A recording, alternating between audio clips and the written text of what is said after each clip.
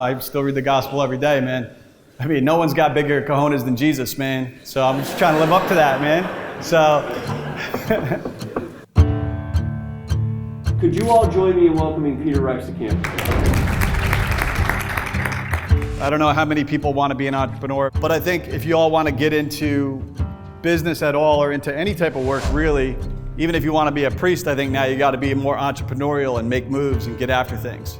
Go long on yourself, that's the thing. You got to ultimately think, what do you want to ultimately do with your life? Why are you doing whatever you're doing? Serving people is what will make you happy. If you think entrepreneurship is about you, it's not, man. It's about other people. Exploit markets, don't exploit people. Serve people, but exploit the market. And to rock the mic with me today, I have brought Peter Rex.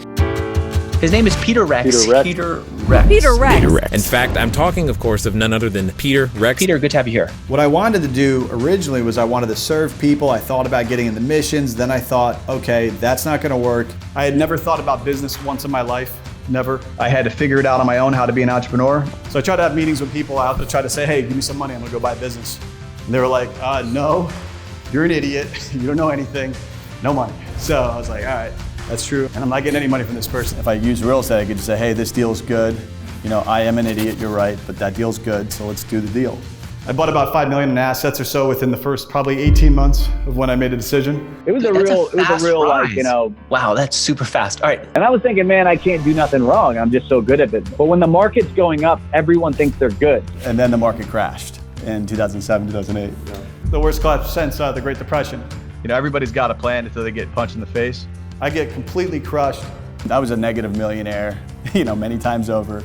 There was no way I could ever pay back this debt. It was impossible. My scalp was like tingling. I was like freaking out this whole time. I also had borrowed money from all these different people that couldn't really lose money. They were telling me, don't worry about it, but I knew that they couldn't lose the money, so I had to pay them back, right? I'm working like around the clock trying to figure things out, how to make this stuff work. Best day of my life in business so far in money was when I went broke again. And I was like, man, I'm broke again. No more negative millions. I then came back at it right away.